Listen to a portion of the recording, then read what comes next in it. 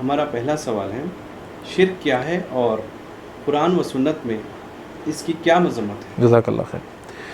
دیکھیے، شرک جو ہے، سب سے پہلے شرک کا مطلب ہے اللہ رب العزت کے ساتھ کسی اور کو شریک کرنا۔ یعنی اللہ تعالیٰ کی جو صفات ہیں، وہ صفات کو جو مخصوص جو اللہ تعالیٰ کی صفات ہے اس کو کسی کے ساتھ شریک کرنا، یا پھر اللہ تبارک و تعالیٰ کی ربانیت کے ساتھ کسی اور کو شریک کرنا، یا یہ کانسیپٹ سمجھنا کہ اللہ تعالیٰ کے ساتھ ساتھ یہ بھی خدا ہے، اس کی بھی عبادت کی جائے گی، یہ شرک ہے۔ اور شرک اللہ تعالیٰ کبھی معاف نہیں کرے گا۔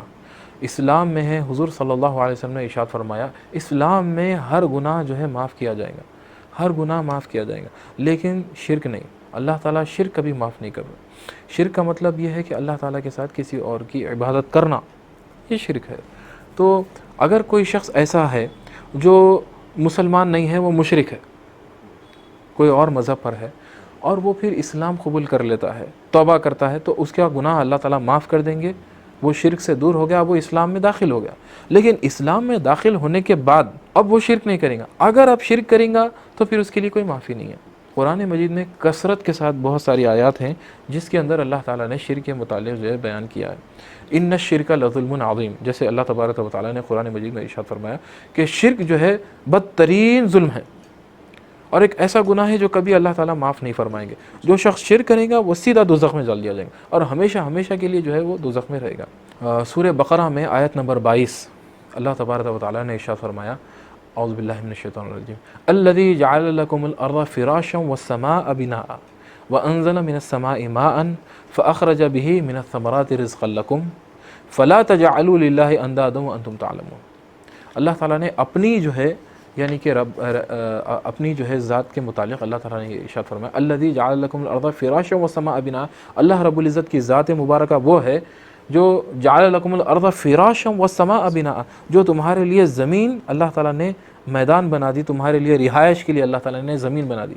والسماء بناء and he created sky as a mention, اور اللہ تعالیٰ نے آسمان کو تمہارے لیے چھت بنا دیا۔ وانزل من السماء ماء، اور اللہ تعالیٰ نے بارش برسائی ہے آسمان سے، اللہ تعالیٰ بارش برساتا ہے آسمان سے۔ فَأَخْرَجَ بِهِ مِنَ الثَّمَرَاتِ رِزْقًا لَكُمْ، اور وہ زمین کے اندر سے تمہارے لیے اناج اگاتا ہے۔ پہلے اللہ تعالیٰ فرمایا کہ زمین تمہارے لیے بنا دیا، ہو گیا، آسمان بنا دیا ایز اے مینشن، آسمان تمہارے لیے چھت بنا دیا، پھر اس کے بعد میں بارش اس میں سے برسا دی، ٹھیک ہے، وَأَنزَلَ مِنَ السَّمَاءِ مَاءً فَأَخْرَجَ بِهِ مِنَ الثَّمَرَاتِ رِزْقًا لَكُمْ، اور اللہ تعالیٰ نے زمین کے اندر سے جو ہے تمہارے لیے فصل اگا دی، فروٹس ہے، ویجیٹیبلز ہے، کراپس ہے، ایگریکلچر ہے، یہ سب چیزیں کس کے لیے؟ تمہارے لیے۔ فرمایا کہ تو فَلَا تَجْعَلُوا لِلَّهِ أَنْدَادًا وَأَنْتُمْ تَعْلَمُونَ، کسی کو شریک مت کرو اللہ کے ساتھ، تو اللہ رب العزت کے ساتھ کسی کو شریک مت کرو وانتم تعلمون، جبکہ تم کو معلوم ہے کہ صرف اور صرف اللہ رب العزت ہی ہے جو تمہارے لیے ہر چیز کا پیدا کرنے والا ہے، ہر چیز کا جاننے والا ہے، ہر چیز کا عطا کرنے والا ہے۔ تو یعنی کہ اللہ رب العزت اس میں فرمانا یہ چاہ رہے ہیں کہ دیکھو، میں تمہارے لیے اناج پیدا کر رہا ہوں، میں تمہارے لیے زمین بنایا، میں تمہارے لیے آسمان بنایا، تمہارا رزق کا انتظام میں تمہارا رب ہوں۔ تم اللہ تعالیٰ کو چھوڑ کر، مجھے چھوڑ کر کسی اور کی عبادت مت کرو۔ اور جو اللہ تعالیٰ کو چھوڑ کر جو دوسرے معبودوں کی تم عبادت کرتے ہیں، ان کا اس میں کیا کنٹریبیوشن ہے؟ کیا وہ آسمان بنائے؟ کیا وہ زمین بنائے؟ وہ کسی کا کوئی کنٹریبیوشن ہے ہی نہیں۔ نہ وہ مکھی بھی بیٹھ جائے اگر ان کے اوپر تو وہ ہٹا نہیں سکتے۔ بے شمار آیات ہیں، مثال کے طور پر سورہ لقمان میں چیپٹر 31 ورس 13، وَإِذْ قَالَ لُقْمَانُ لِابْنِهِ وَهُوَ يَعِظُهُ يَا بُنَيَّ لَا تُشْرِكْ بِاللَّهِ إِنَّ الشِّرْكَ لَظُلْمٌ عَظِيمٌ۔ اور پھر اللہ تعالیٰ نے ارشاد فرمایا، اور یاد کیجئے اے نبی صلی اللہ علیہ وسلم، جب حضرت لقمان علیہ السلام نے اپنے بیٹے سے کہا، اور آپ نے اپنے بیٹے سے نصیحت کی کہ اے میرے بیٹے، اے میرے فرزند، اللہ کے ساتھ کسی کو شریک نہیں کرنا۔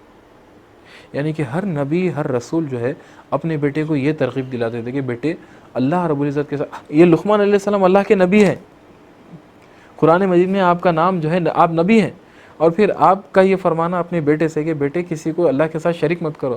تو اندازہ لگائیے کہ جب ایک نبی اپنے بیٹے کو یہ نصیحت کر رہا ہے، تو ہم کو اپنے بچوں کو اور اپنے خاندان والوں کو کتنا نصیحت۔ ہم عام طور پہ سمجھتے ہیں کہ بھائی شرک، اس میں بولنے کی کیا ضرورت ہے، لیکن شرک بہت بڑی چیز ہے۔ ان الشرک لظلم عظیم، اللہ کے نبی فرما رہے ہیں، اللہ کا نبی خود فرما رہا ہے حضرت لقمان علیہ السلام کہ تم شرک مت کرو، یہ بہت بڑا ظلم ہے، اور اللہ تعالیٰ اس کو کبھی معاف نہیں کرے گا۔ پھر سورہ نساء میں چیپٹر نمبر 4 آیت نمبر جو ہے نا 116.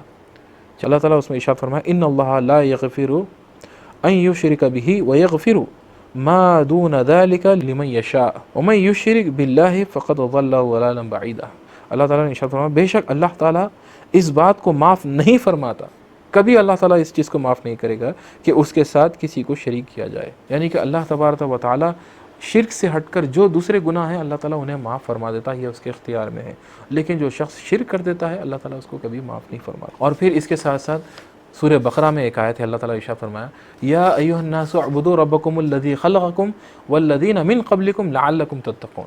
یا ایھا الناس، اے بنین و انسان، یا ایھا الناس اعبدوا ربکم الذی خلقکم، اپنے رب کی عبادت کرو، خلقکم جس نے تم کو پیدا کیا، والذین من قبلکم لعلکم تتقون، اور ان تمام کو پیدا کیا جو تم سے قبل تھے، تم سے پہلے تھے، لعلکم تتقون تاکہ تم جو ہے متقی بن جاؤ، تاکہ تم جو ہے پرہیزگار بن جاؤ. تو اللہ تعالیٰ کا ہمیشہ سے یہی حکم ہے کہ اللہ تعالیٰ کی ہی عبادت کی جائے، کیونکہ رب تبارک و تعالیٰ ہی ہمارا رب ہے اور اللہ ہی کی عبادت کی جائے گی، اللہ تعالیٰ کے علاوہ کسی اور کو شریک نہیں کیا جائے گا. آج کے اس پروگرام کا دوسرا سوال ہے اللہ تعالیٰ کو کس نے بنایا؟ جزاک اللہ، بہت اچھا سوال ہے یہ. دیکھیے اللہ تعالیٰ کو